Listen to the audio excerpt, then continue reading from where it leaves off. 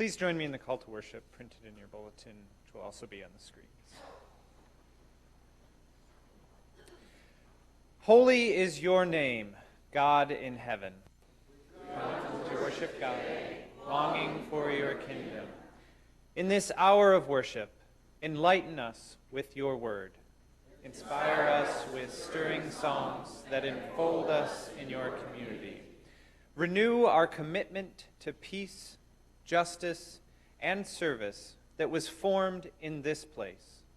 Fill us with a vision so strong that we will go from here dedicating ourselves anew to building up Christ's body in gentleness, with patience and love.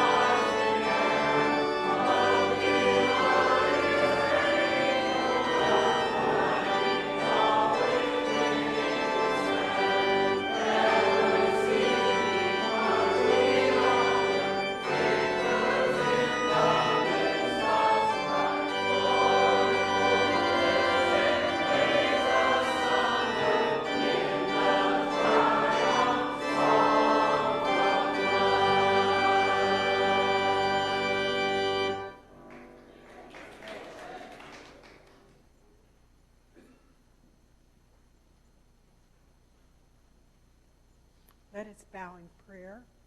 Eternal God, it is your voice we long to hear thundering into our lives, mighty and powerful, the voice of wisdom instructing us, the voice of justice inspiring us, the voice of hope encouraging us, the voice of love calling for our response.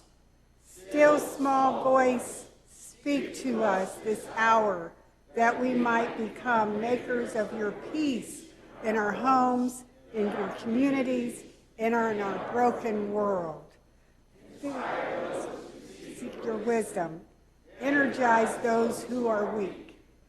Fill our hearts with your praise and lead us in your holiness this hour and all the hours to come. Amen.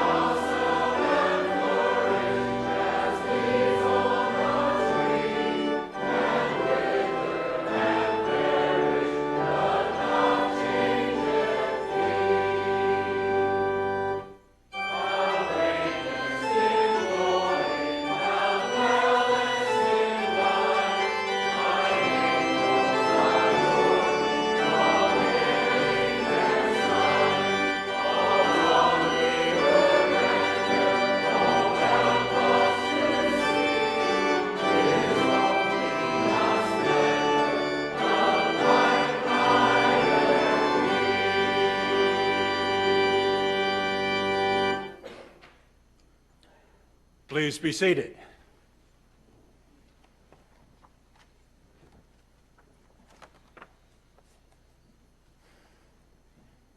It is good to sing with pastors and those who want to sing with them. The voices of so many have gathered in this place for so long. It is a gathering of the saints, so to speak, of people who make up a history in this place. The alumni of this school number something north of 3,000. And what an impact they have made, what an impact you all have made. We like to take some credit for some of it. Hopefully we got the questions right, if not the answers. Hopefully we pushed in important ways. But it is a journey that you come on when you come here, a journey we share in as you go. At your best, you are people who surprise us when you leave. The things you do that we might not have imagined together. The ways you shape the world that we might have longed for but not expected. All the alums of this place are to be celebrated. Today, we think about three. We will share a little bit about their story, and perhaps they'll have a few words to say as well.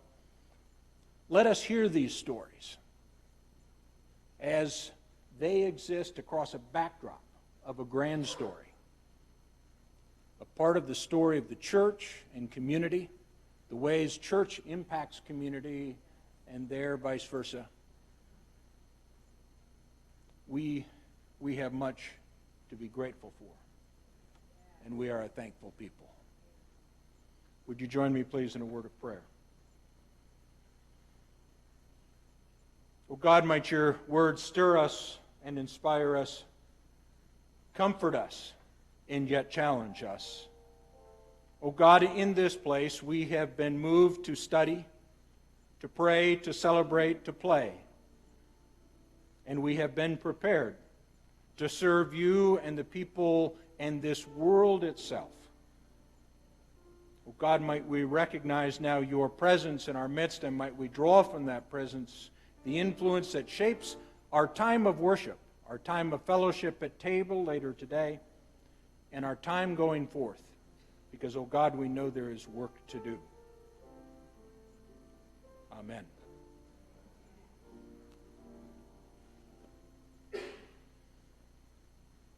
It's the stories of your vocation and your calling that we celebrate today. But we are people blessed by a greater story, even. Thinking about today, thinking about the people we're recognizing, the work we're celebrating, my mind found its way to the Gospel of John. The Gospel of John is not always an easy book to preach. So many layers of the community are in play here. It seems time had gone on from that time when Jesus moved with the folks around him, and little bits and pieces of the gathered community come into play in John. Sometimes it's hard to know what to make of that. On this day, we need to think about the complexity of human relationships and even of religious community. I find it helpful when reading John to be guarded against any inklings of anti-Semitism I might have or assumptions I make about my religious community being any different than anyone else's. There are times in this passage I'm going to read from the 4th chapter of John that the Jews stand out almost as villains. We know enough about our own religious traditions to know that this is not something about a particular people. This is about religious folk. It's about us when we're not always at our best, but influencing the world around us nonetheless. So words to be careful with. I'm reading from the 4th chapter of John. We'll get to the woman at the well. You'll recognize some of this. Now when Jesus learned that the Pharisees had heard Jesus is making and baptizing more disciples than John, although it was not Jesus himself, but his disciples who baptized, he left Judea and started back to Galilee. Jesus is in trouble with the religious people.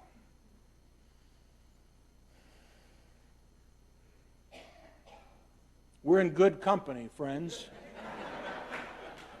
when we're in trouble with the religious people. Religious people do the darndest things.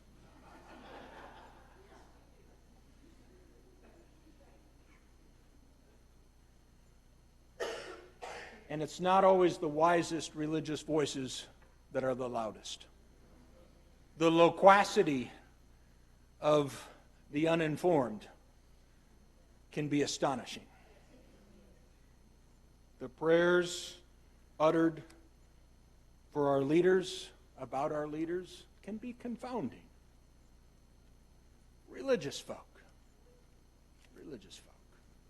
So sometimes people who stand and speak a great truth, who speak for justice and goodness, get chased all about. Jesus is no exception.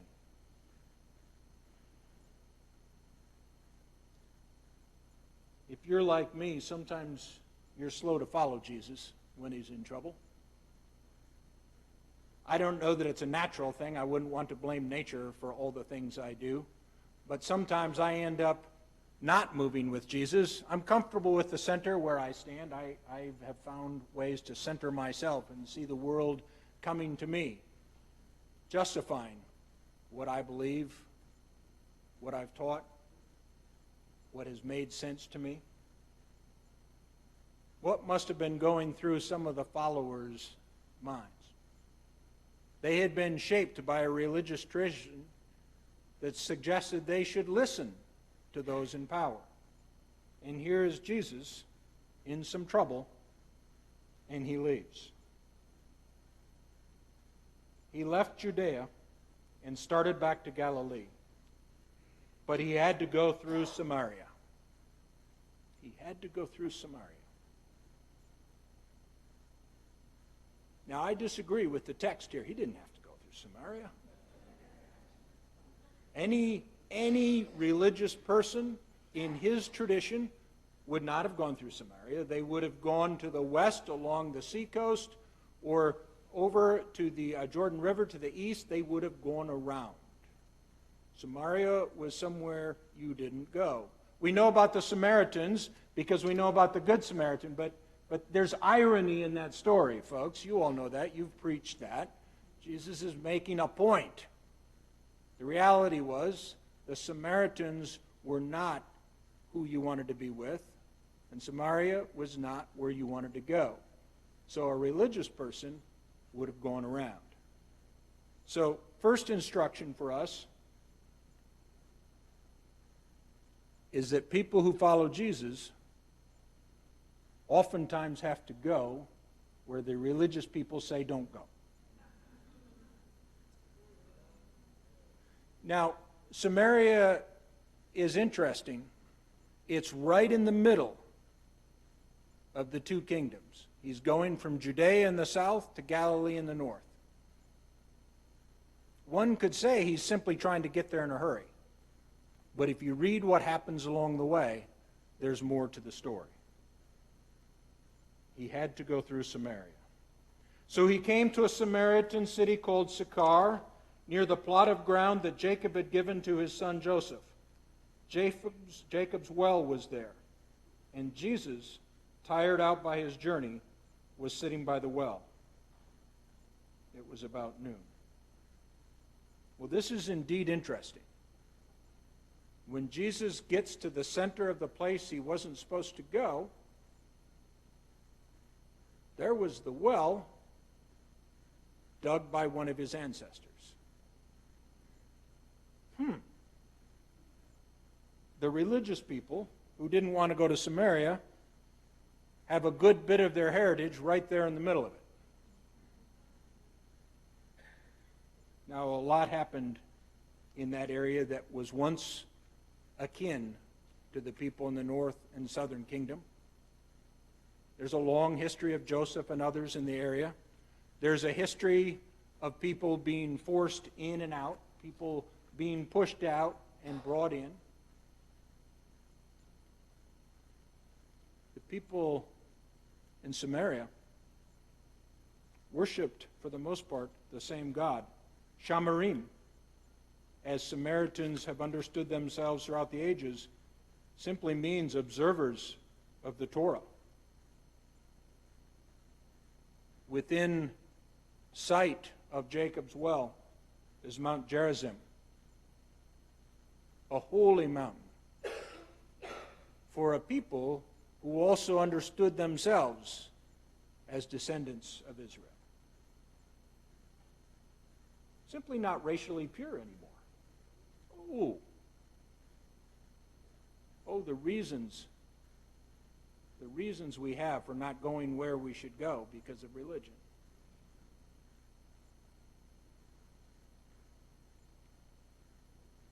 If we look closely, folks, when we get where we're not supposed to go, a part of us is already there.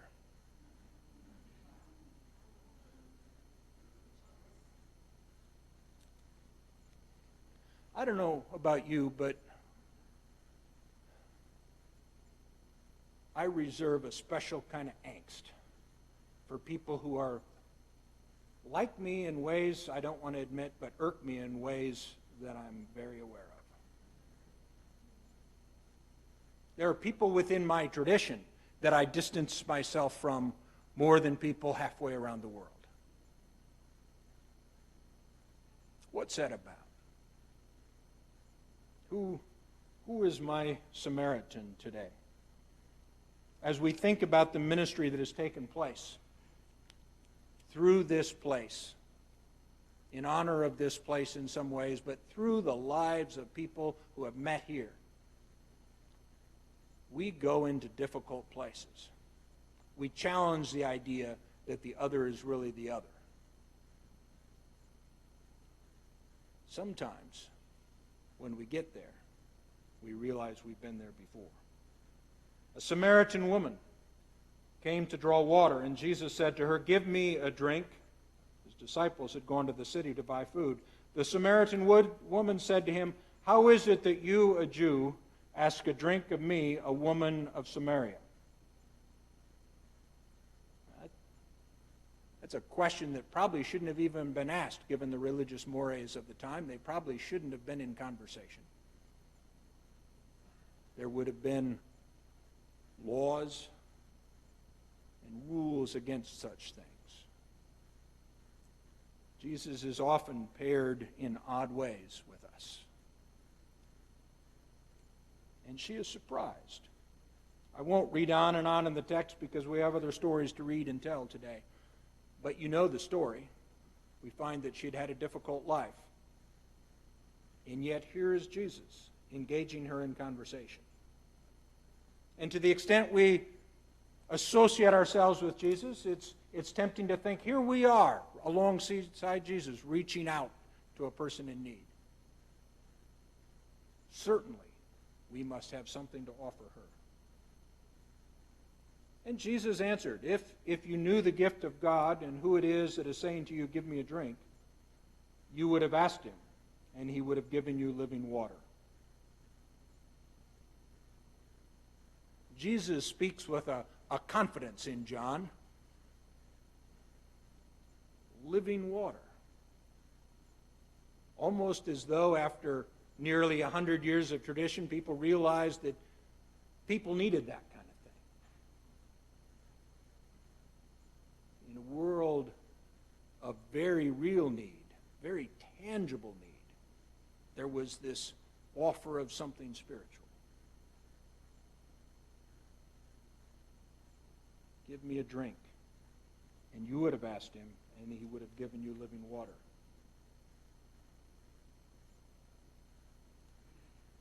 The woman said to him, "Sir, you have no bucket."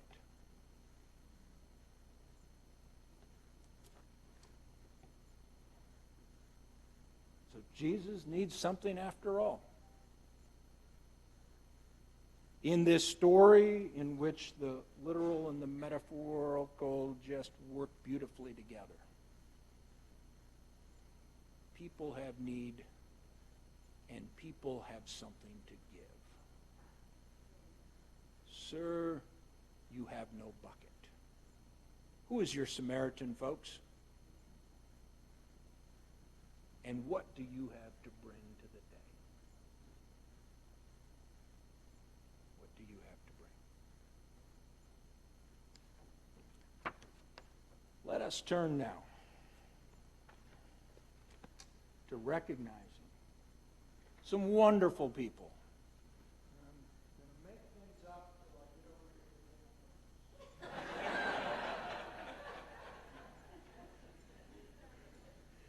Because they've done so much.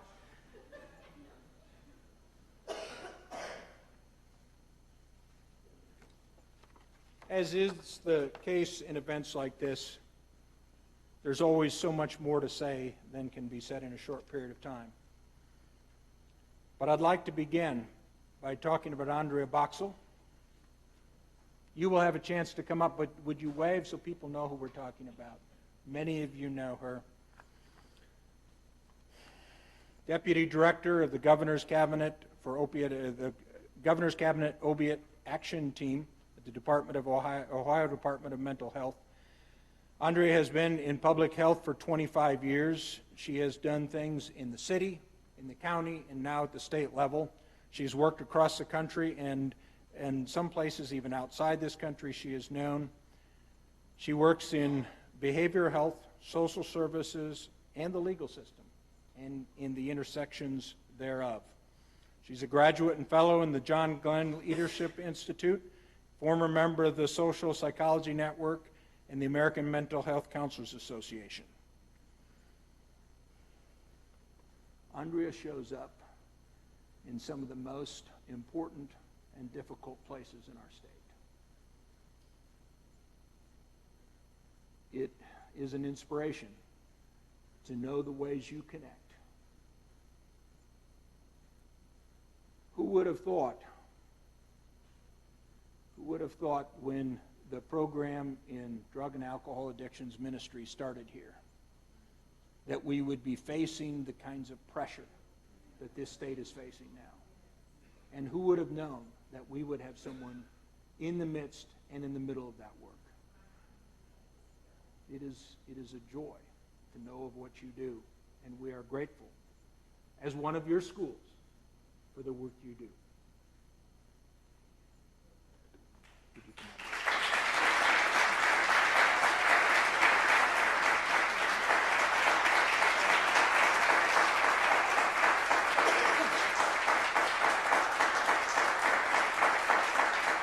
Thank you. I'm going to turn to my brother and say, make sure you get a good picture. Okay. I'll need a copy. Thanks. Just to prove that I'm at work today. This is such an amazing surprise. And I am transparent and honest, often to a fault. And so I think it's important to tell you even this moment right here is a surprise because I didn't expect to speak. I'm going to share a secret with you. Every time I speak, I'm incredibly nervous. Most people don't believe that. They say, no, you're so hyper, you're so loud, I'm incredibly nervous. Not for me, for you, because I want you to hear the message. And so every time I speak, I pray to God the same prayer. God, please take my voice, speak through me, and have them hear the message that you want them to hear. What is truly amazing is that I am here. And I mean that both figuratively and literally. I would say of my brother who is present, and this is my gift, all honesty, this is his.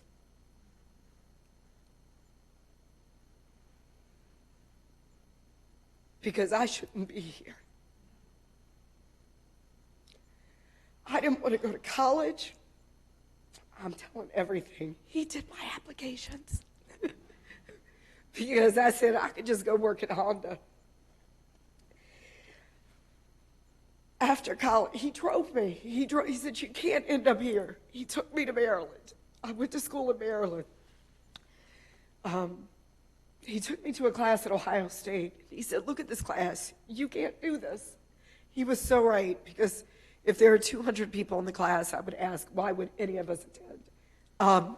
You have an option not to. And so then, after college, I was making films and documentary, and you're unemployed every time. After, and he said to me, and this is how he always would trip me, you can come and get a job and play basketball for 2 hours a day and they'll pay you. And I was like, oh my God, that's my job. Where is that? And it was Huckleberry House, which was the only runaway shelter, still is. And I think he saw in me what I never saw in myself. They say that nothing happens by accident and nothing happens on a timeline. I don't have a timeline. All I've been given is opportunities and people who have afforded them and supported them for me. He gave me that opportunity. I ended up taking it. Lo and behold, he then tricks me again. He and Bishop Sprague, and I told you the story. They said, hey, listen, they're having this informational thing up at the seminary. You should go listen to it. So I go up to the seminary, and I'm sitting there. It was, and I think it was you, sir, Dr. Lattimore. They're talking to us about the classes, and by the end, they said, come down to the bookstore. And we were all like little sheep, pardon the pun. We were all walking, and I get in the bookstore. They said, you're going to need this book and this. I said, Kat, I haven't even enrolled. I haven't done an application. They said, don't worry about it. We'll take care of it. And so I started class on Wednesday, and I have to be honest, I'm a horrible student. Horrible. But what I do like is the human condition and the story. And so I got to debate with my brother, who was already in the program. I learned who not to take classes from, because it would just be me being oppositional defiant, a term I learned from you, Dr. Lattimore.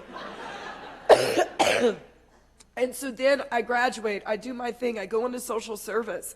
And all along, I'm having these opportunities. And the opportunity was, go start a drug court, go start a mental health court. And I said, here's the thing, I don't like working with adults.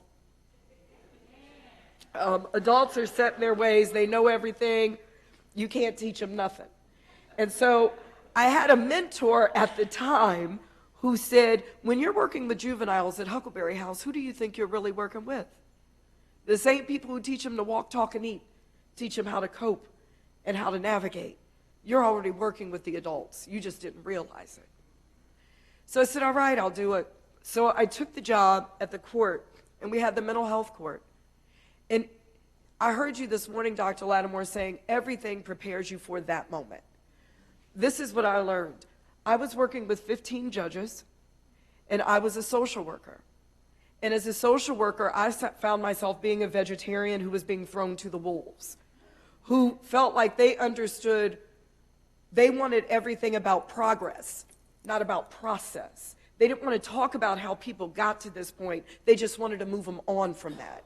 And it did not sit well with my soul. And so go back to when I was a kid, my mother used to say, ain't nobody looking at you. Ain't nobody watching you. That turns into the person who genuinely believes, I can be as loud as I want because ain't nobody paying attention to me. Nobody has their eye on me. So sometimes if I'm stamping my foot and I'm pounding the table, hopefully one person actually will hear me. And so what I said is, you are criminalizing people who are mentally ill. You are criminalizing people who have the disease of addiction. Before the grace of God go you, your child, your sister, your brother, your mother, your father. It doesn't sit well with me. And I don't have the luxury of lying. I don't have the luxury of avoiding this story. I am so proud of the work I did in that court. We have a human trafficking court, a mental health court, a military and veteran services court. We have a juvenile drug court, an opiate court. And from that, I got asked to go to the governor's office. And once again, I said, I don't think you have the right person. They said, why? I said, I'm an African-American lesbian Democrat. I don't think you have the right person. Again, remember, I'm not going to lie. I'm going to be transparent. And they said, well, you should do it. So again, I turned to my brother. I said, man, do you think this is a setup? You think they're trying to do something? He said, you know what? Go do it. Just go do it. In the last 3 years, 4 years, I have not whispered, and I will not whisper. The disease of addiction. And yes, we have an opioid epidemic, but guess what? We have an alcohol epidemic. We have a methamphetamine epidemic. We have an epidemic of broken spirits and souls. My job is to give the opportunity to say there are options for treatment, there are options for recovery, and we need to present them in a way that make people feel like they're not being judged, that they really do have a supportive community around them, and we also have to tell the truth. So here's the latest truth, and I told my brother this on the way here. The rate of overdose deaths in the state of Ohio is 3 times greater for African Americans and Latinos relative to population. We have not spent the resources on telling that truth. And I know the reason. I shared this with him. Part of it is because this isn't the first time we've had this epidemic, nor is it the second. It's the first time it's affected the white community. So my fear is, if we tell the truth, will you pull the resources? Right. So I share it with you because now once I've spoken it, it's incumbent upon you to tell the truth and hold people accountable and not let them go backwards. We are doing the best we can in this state, but I also know we can do more if we go back to the churches and the synagogues and the mosque and say, y'all know something we don't know, help us. I'm humbling myself to say, I need help every day. If you could please call me, contact me, give me your idea, give me your suggestion.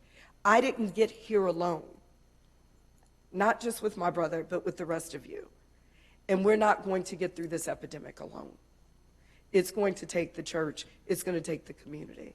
I thank you so much for this award. I thank you for hearing me, for giving me a chance, for tricking me. Or should we say nothing happens by accident, nothing happens in my time. Thank you so very much.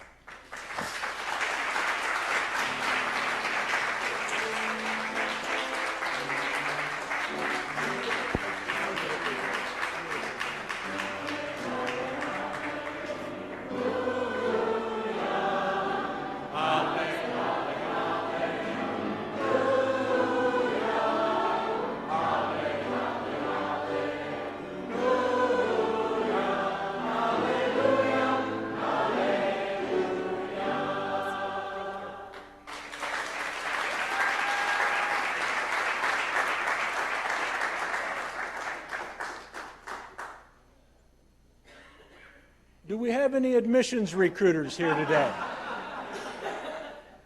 Some new tools in your box, I believe. You'll begin to notice a theme in this year's awardees. Our next Mount Award goes to Reverend Nancy Day-Achauer. Graduate of 2008, MDiv degree. Leaving here, served York Center, Ostrander, and New Dover United Methodist Churches. For a number of years, served St. Mark's UMC until very recently on the west side of Columbus. Worked in that congregation as it went through tremendous change. As I understand it, from an all-Anglo congregation to a congregation where a good percentage, probably well over half, are persons of color and recognize and reflect the fullness of that community. In the time she was at St. Mark's, she was appointed to the Westland Area Commission. She early on became involved in the community's engagement with the opioid epidemic. She joined the Franklin County Opiate Crisis Task Force. She worked with churches and community groups about the ways they could help those affected by opioids. Y'all have met, right? If only we were all doing this work. Helped to found Jordan's Crossing, a new West Side resource center for the homeless. Advocates for creation of services for West Side seniors who can't afford expensive senior center dues charged in other parts of Central Ohio. In July, she was appointed to a newly created position. Sometimes your work is so good that people see it and say, we're going to empower you to do even more. Appointed by the Bishop and West Ohio Conference as a new Director of Addiction Ministries for the Capital Area South District and West Ohio Conference. She spends part of her time, actually it says half her time there and half her time serving two churches, but we all know she spends more than two halves of her time every day, spread in a number of ways over important work. She's received a number of awards and recognitions. Could go on, but I'm going to let you hear from her. Nancy.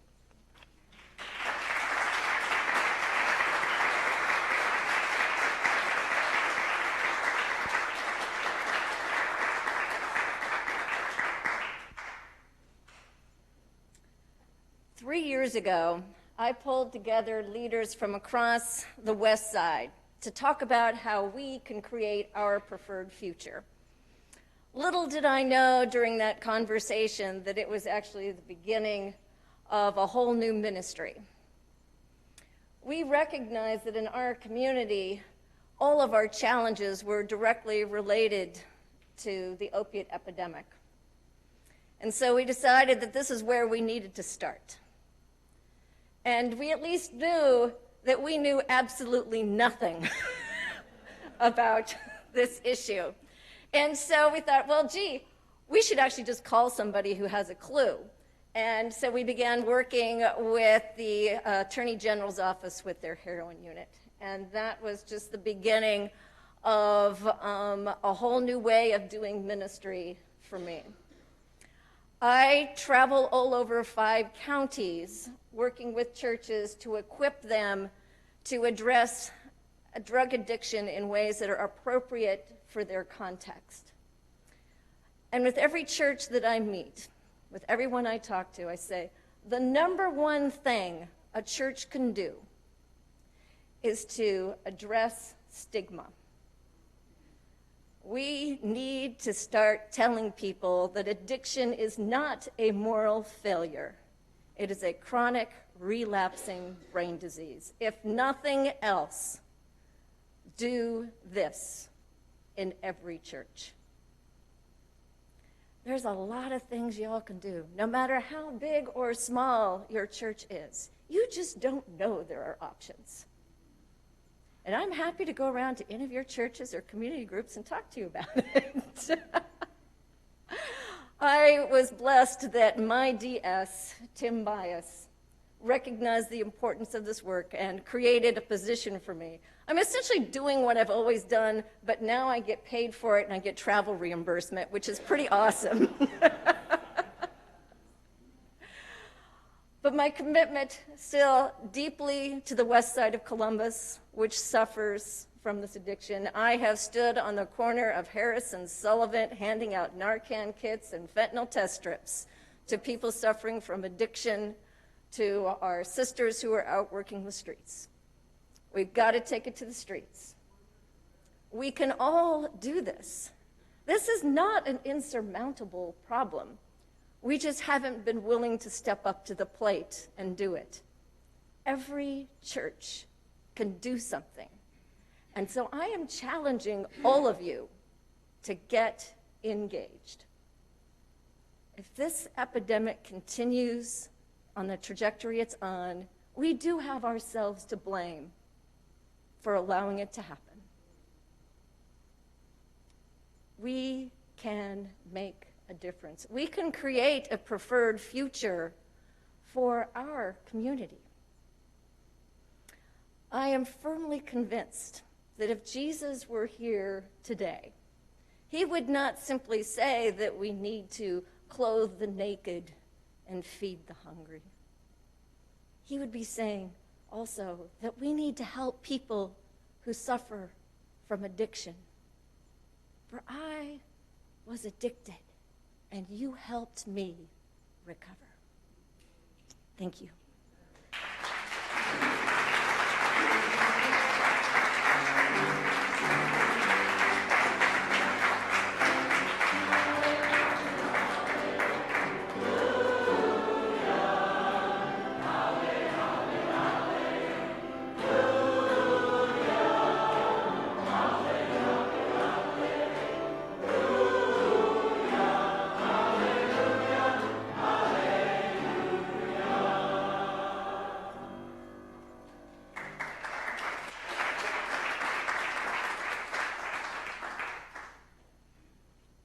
We are being challenged by folks.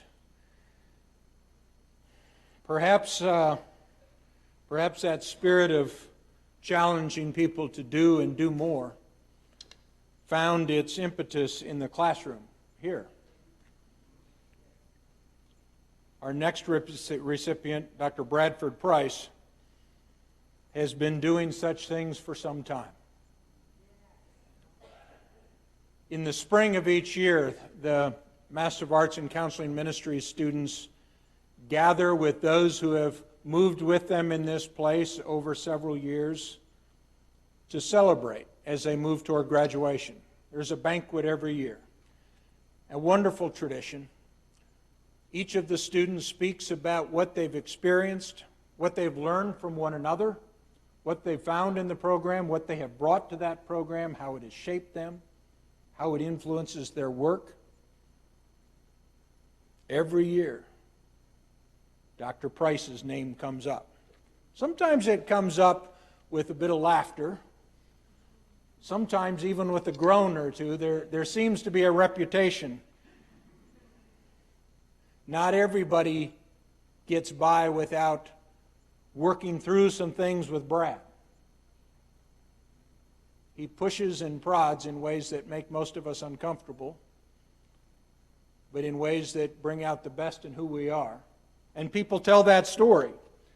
So many had to figure out how to reconcile with what it was he was asking, where he was coming from. And then there was that growing awareness of who they were becoming. And virtually to a person, we hear every year the impact that this man has had on their lives. Brad has 5 academic degrees at least, 2 from this school, MA, I don't know how many people know this, an MA in Bible from Claremont, PhD from Kent State, 4 separate diplomas from the Gestalt Institute. He has maintained a counseling practice, has been deeply involved in communities across the state. He is fully affiliated faculty here, and he has taught for 31 years. I visited the registrar's office last week. Didn't look at any grades, Andrea. I don't know what you're even talking about.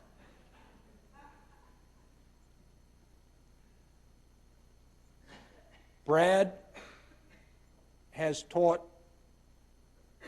800 different students. Now, some of those took multiple classes, and we're in the thousands, according to Lee Richards in the registrar's office.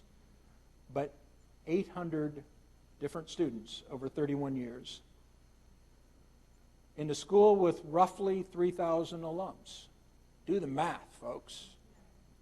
This man has had tremendous impact here and on the world around us. Brad, will you come forward for us?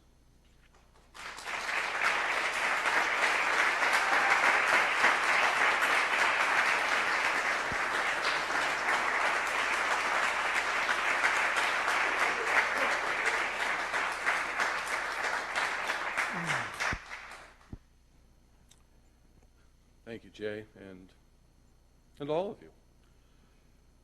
Been sitting back there this morning, and I'm being recognized for service to the school. And what I've been thinking about the entire time is this place. I may get choked up. This place has been part of my life since I was in late adolescence. I say that because I arrived here as a 20-year-old.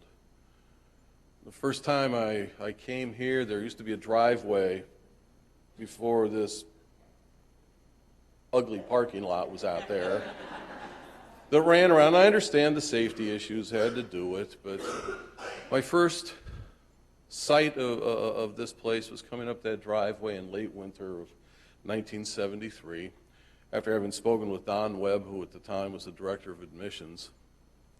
And I thought I had no business having anything to do with MTSO. Yes, I still call it MTSO. There's a story about that. I mean, I'm old enough to, I mean, old now. In fact, I got here when I was 20. Look at me. Yes, and it's still MTSO. This MTSO rebranding business. I had a guy that I was going to meet in the coffee shop one day. We'd agreed. He finally calls me after he's about a half hour late, and he says, "Where in the blank are you?" I said, "I'm sitting here in the coffee shop." "Well, where is this place?" And I described it. Yet he goes, "Oh, I drove by that 3 times. I mean, that logo, the MTSO, I thought it was a tech place." So anyway, yeah, he had no idea. So to me, it will always be MTSO. And I know that bugs some people. Just say it was that second degree of that's the madam.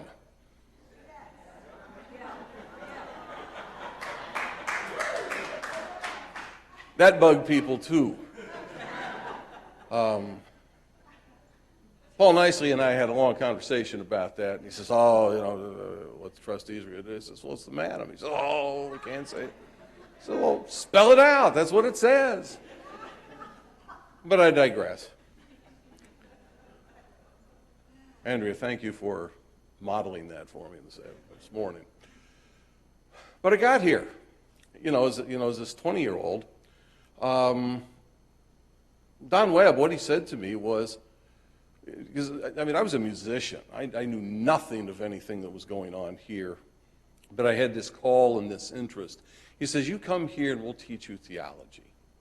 You don't worry about what you don't have." And I came and they did. And as I was sitting back there, there were people, there were faces, names passing through my memory. Dave Wilcox was already a legend when I got here. I told him that this morning. He'd graduated the year before I arrived, and people spoke in hushed tones about Dave Wilcox. So I got here, my first class I took, Everett Tilson. J-term used to be in September when we were on quarters. Yes. And sitting with Everett for 2 hours a day, 5 days a week, and all we did for the month was we read the Bible and a couple of introductions to the Old Testament, introduction to the New Testament, and something I'd never ever done before.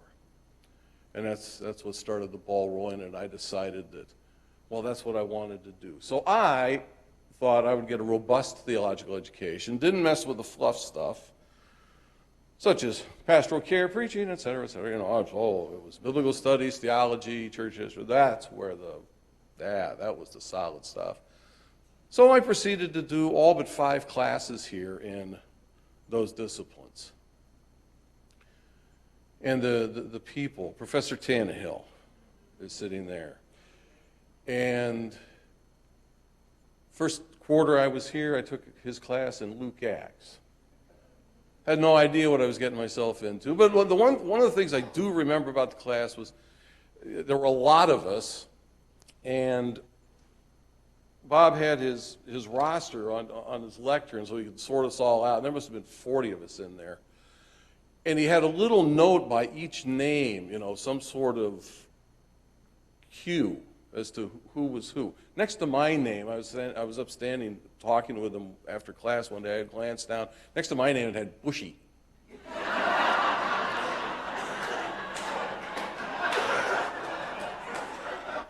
I don't know if I'm more or less bushy now, but I am grayer.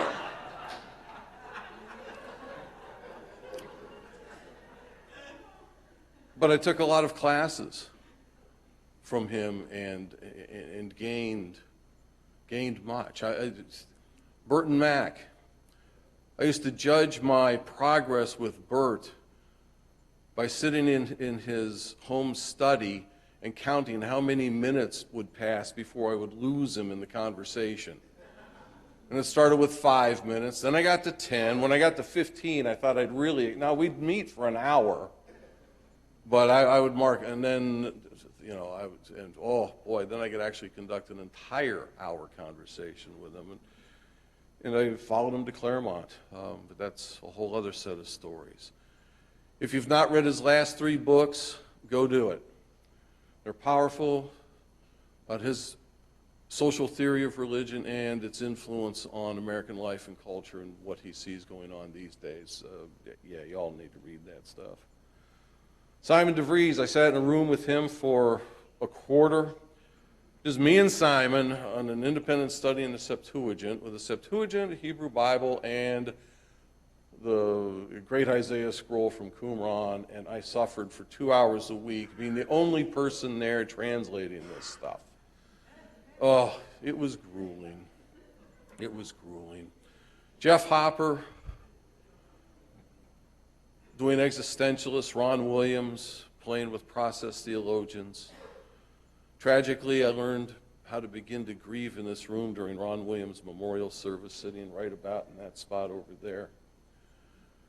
When I rose to sing one of the tunes that we sang this morning, opened my mouth and no sound came out.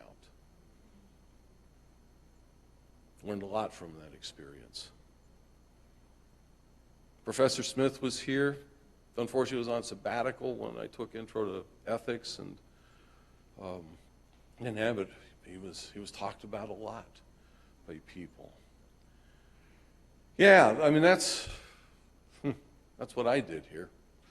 Those people in this place were incredibly important to me and very formative. I could tell story after story after story of interactions, what I learned, how it shaped me as a person. Coming back after being at Claremont and doing all the stuff in Christian origins there and languages and everything else, and showing up again after I got into recovery, and everything had shifted. Rather than being grounded in Christian origins and preparing for a faculty position in that, well, I was pursuing psychology, family therapy, recovery, and that because of my personal experience, and found out that pretty much the same thing had happened to Paul Nicely, that the generation and the genesis of the M.A. Adam program grew out of his own experience as a recovering addict and how that had affected and influenced his life. So that these 800 people that I've touched in some way through classes, well, really in large part goes back to Paul and his struggles and developing the program in the first place. So there's a lot I could say about being here and serving this place and its people, just as all of you do. Because that's why you all are here. It's not for the free coffee in Danish. You get that lots of places. But because of what this place means to you, just as it does to me. Living in a 65-square-foot apartment on the 3rd floor of what was affectionately known as the Married Singles Building for a year, to coming back and beginning to teach and experiencing so much history and so much journeying here to this point. I'm no longer an adolescent, although a lot of people would say I act like one frequently. Throwing paper clips at the receptionist at one of the places I work at. I just, can't help myself. But yeah. Jay first said when he opened, about coming home, being home, and in a lot of respects, this is my intellectual and spiritual, theological home that's had much to do with forming who and what I am. And I know it has been for many of you. The work I've done, whatever people think of it, wouldn't have been done without me being here. It wouldn't have existed without me being here and all the people that I encountered.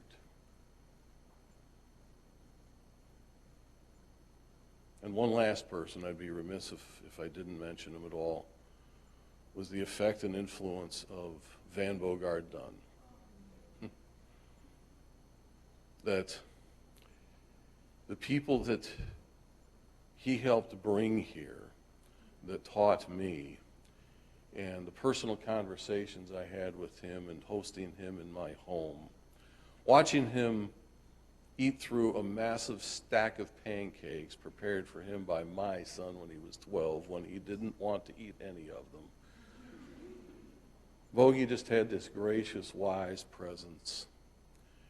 And, yeah, someone that just comes to my mind always when I think of Bethesco. So in the spirit of all those folks and all of you, it's wonderful to be here, and it's simply an honor. Thank you.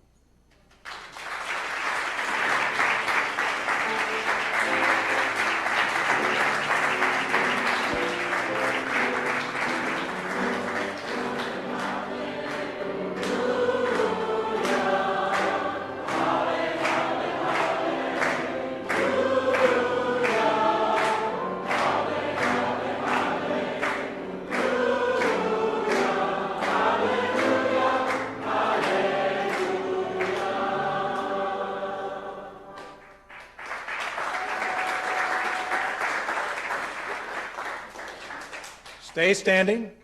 We are going to sing.